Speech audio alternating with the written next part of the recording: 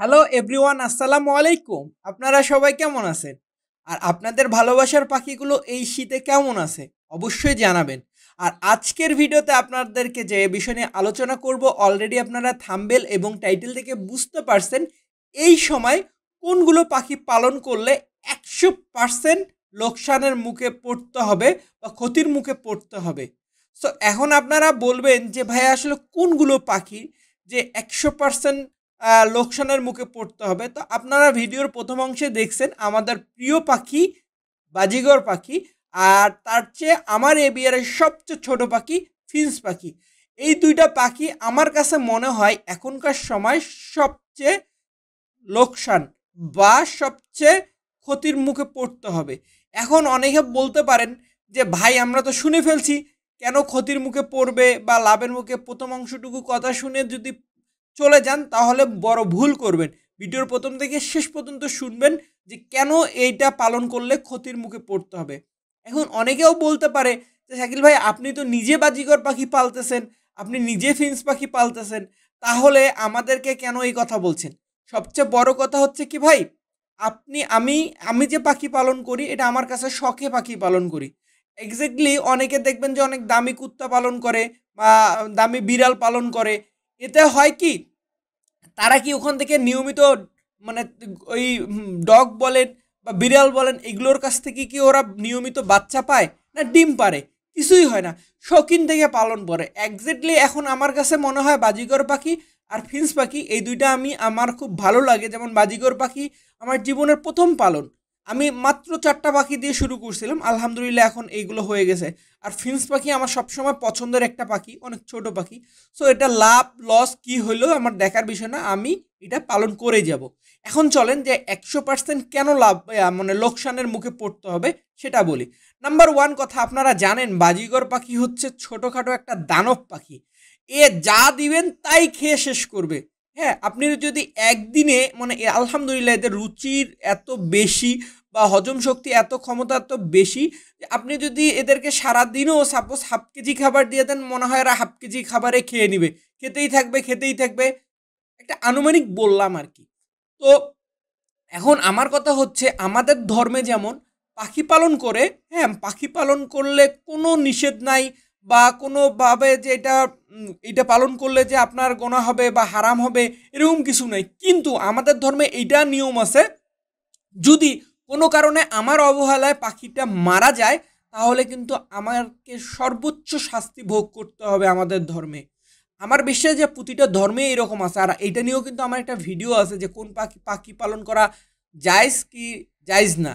তো আমি আসলে এগুলো নিয়ে বলছি না। আর এত কথা বলার একটাই কারণ, এখন আপনি পাখি পালন করতেছেন, ওর সারাদিনে খাবার দরকার 200 গ্রাম, আপনি ওকে দিচ্ছেন 20 গ্রাম, কষ্ট দিচ্ছেন। কষ্ট পেতে পেতে যদি পাখিটা মারা যায় তাহলে ভাই এই পাখি পালন করার কোনো লাভ মানে কোনোই দরকার নাই।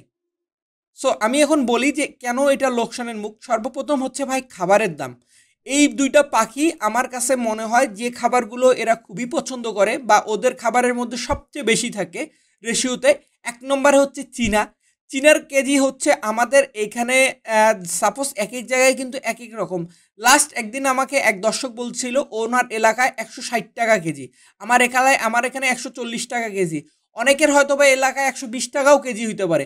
যে চীনার কেজি মাত্র 50 টাকা থাকার কথা, তাহলে এই পাখিটা পালন করলে আমার মনে হয় যে আপনাকে লোকসানের মুখে পড়তে হইতো না। এভারেজলি যেটা হয়েছে যে পাখি যে পরিমাণে খায় সেই পরিমাণে ওর বাচ্চা বিক্রি করেও টাকাটা আসে না। আর সবচেয়ে বড় কথা হচ্ছে, আপনাদেরকে এর আগেও একটা ভিডিও দিছিলাম, বারবার ভিডিওর কথা বলি কারণ আমি আপনাদের এই সমস্যা বা এই প্রশ্নগুলো থেকে ভিডিও তৈরি করি। এর আগেও একটা ভিডিও দিছিলাম যে আমরা সাধারণত খাবারের দাম বাড়লে পাখির দাম কেন কমে যায়। এক্স্যাক্টলি যখন খাবারের দাম বেড়ে যায় তখন অটোমেটিকলি যেটা হয় সবাই বিক্রি করতে চায়, তখন আর বাচ্চা পাখি কেউ কিনতে চায় না। দেখা যাচ্ছে যদি অ্যাডাল্ট পাখি 400 টাকা বিক্রি হয় তখন বাচ্চা আপনাকে 100 টাকা 150 টাকা 200 টাকায় বিক্রি করতে হবে। এই জন্য তখন অটোমেটিকলি দাম কমে আসে। ওই জন্য আমাদের দেশে এই সিস্টেম যে খাবারের দাম বাড়লে কোথায় পাখির দাম বাড়বে, সে জায়গায় পাখির দামটা কমে আসে। ওই অনুযায়ী আমার মনে হয় আপনারা যদি এই পাখিগুলো পালন করেন, সাপোজ আমি একটা কথা বলি, যেমন আপনি একটা পাখির 2 মাসে কিন্তু এরা ডিম বাচ্চা কমপ্লিট করে, সাপোজ বাজিগর পাখির কথা বলছি, আপনি যদি 8টা পাখির মানে একদম 8 পিস বাচ্চাও পান, মানে 4 জোড়া পাওয়া তো ডিফিকাল্ট হয়ে যায়, সাধারণত 2 জোড়া পাওয়া যায়, মোট 4টা পাখি পাওয়া যায়, বা হায়েস্ট আপনি পাইলে 6টা পাখি পাইতে পারবেন। 6টা পাখি পাওয়া খুব মিরাক্কেল ব্যাপার, সবার ক্ষেত্রে হয় না, কারণ ওটা একটা অন্যরকম গাইডলাইন থাকে, আর ওই বাবা মার অবস্থায় খারাপ হয়ে যায়। সেই ক্ষেত্রে আপনার 4টা পাখি হয় আনুমানিক।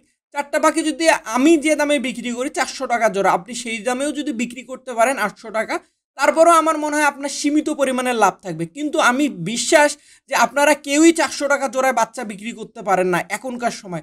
200 টাকা, 250 টাকা, হ্যাঁ 300 টাকা, হাইস্ট 300 টাকা। আর আপনি এই 2 মাসে ওই পাখিটা কি পরিমাণে খাবার খেতে পারে আপনার এই ক্যালকুলেশনটা অবশ্যই জানা আছে। কারণ এক জোড়া বাজিগর পাখি এক মাসে ম্যাক্সিমাম 1 মাসে তার খাবার দরকার পড়ে 1.5 থেকে 2 কেজি, তারও বেশিও দিতে পারে। বললাম না দানব পাখি।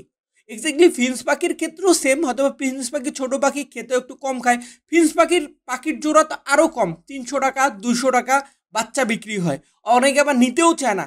সো এই জন্য আমার কাছে মনে হয়েছে যে এই দুইটা পাখি এখনকার সময় একেবারে যদি পালন করেন লোকসানের মুখে দেখতে হবে। হ্যাঁ, আমার মতন যদি শৌখিনভাবে পাখি পালন করেন আলহামদুলিল্লাহ, আপনি আরও 10 জোড়া 20 জোড়া যা ইচ্ছা পালন করতে পারেন। কিন্তু আপনি যদি চিন্তা করেন এখান থেকে আমি প্রফিট পাবো, এখান থেকে আমার কোনো আয় রোজগার হবে, বা এটা আমার খামার, তাহলে ভাই আমার মনে হয় এখনকার সময় এই দুইটা পাখি পালন করা থেকে আপাতত বিরত থাকুন। যদি ইনকেস ইনশাল্লাহ আমাদের দেশে যদিও একটা জিনিসের দাম বাড়লে কমার নাম একেবারেই নাই, কমলেও কমে না, কমলেও পরিমাণটা কম থাকে। এখন অনেকে বলতে পারেন ভাই আপনি আমাদের দেশের দুর্নাম করছেন। দুর্নাম না ভাই, এটার রিয়ালিটি, এইটাই সত্যি যে আপনাকে মানিয়ে নিতেই হবে, অথবা দামটা কমবে, সময় লাগবে। যেমন এবার সিজনের সময়ও যদি কম হয় না, যদিও হয়তোবা উৎপাদন কম হয়েছে, আমার জানা বলতে ভুল হবে, কিন্তু আমি যেতটুকু দেখছি খাবারের দাম বাড়লে কমতে চায় না, একটু সময় লাগে।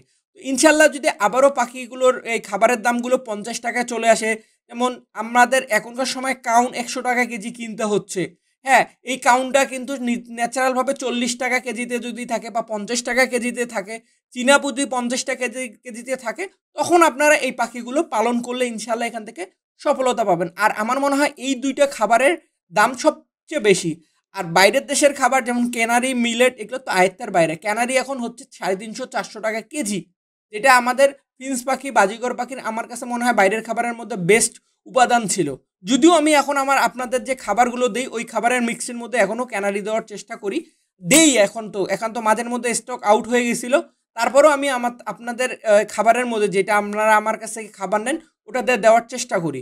এই জন্য আপনারা অনেকে বলবেন, যেমন আমি আগে এই আপনাদের কাছে খাবারগুলো সাধারণত 100, প্রথমে শুরু করছিলাম 90 টাকা, 80 টাকা, 100 টাকা, তখন চীনার কেজি ইয়ার কেজি ছিল অনেক কম, তখন কিন্তু পাখি পালন করলে লাভ অংশ ছিল। আর এখন আমি সেই খাবারটা বিক্রি করতেছি আপনাদের কাছে 190 টাকা কেজি, যেটা অস্বাভাবিক। সো ওই জন্য আপনাদেরকে বললাম, আপনারা যদি শৌখিনভাবে পাখি পালন করেন মোস্ট ওয়েলকাম, আপনি করতেই পারেন, আর ধৈর্য নিয়ে করতে থাকেন ইনশাল্লাহ। আর যদি আপনার মনে হয় যে বাণিজ্যিক আকারে করার ইচ্ছা আছে, তাহলে আমার মনে হয় না আপনি এই পাখিগুলো দিয়ে কোনো সফলতা পাবেন বা লাভবান হতে পারবেন। হ্যাঁ, সফলতা হতে পারবেন কিন্তু লাভবান হতে পারবেন না। আর এই সময় লাভবান হওয়ার জন্য কোন পাখিগুলো পালন করবেন এর আগে আমি আপনাদের মাঝে সুন্দরভাবে ভিডিও দিছি, আবারও হয়তো বা ইনশাল্লাহ কোনো এক ভিডিওতে আলোচনা করব যে কোন পাখিগুলো পালন করলে আপনারা সফলতা পারবেন। সো আমার মনে হয় এখনকার সময় আপনারা যদি কেউ খামার করতে ইচ্ছুক হয়ে থাকেন, তাহলে এই দুইটা পাখি বাদ দিয়ে যেগুলো পাখি লাভবান হওয়ার চান্স আছে ওই পাখিগুলো নিয়ে কাজ করেন। আর যারা হচ্ছে শৌখিনভাবে পালন করতে চাচ্ছেন বা জীবনে এর আগে কখনো কোনো পাখি পালন করেন না, তাদের ক্ষেত্রে আমি বলবো যে স্বল্প আকারে অল্প কিছু নিয়ে শুরু করতে পারেন। আর যদি ভিডিওটা ভালো লাগে অবশ্যই কমেন্টে জানাবেন, আর যদি ভুলভাল তথ্য দিয়ে থাকি সেটাও সংশোধন করে দেওয়ার চেষ্টা করবেন কমেন্টের মাধ্যমে। আর এতক্ষণ আমার সঙ্গে থাকার জন্য অসংখ্য ধন্যবাদ। সবাই ভালো থাকবেন, সবার ভালোবাসার পাখিগুলো ভালো থাক। আজকের মতন আল্লাহ হাফেজ, আসসালামু আলাইকুম।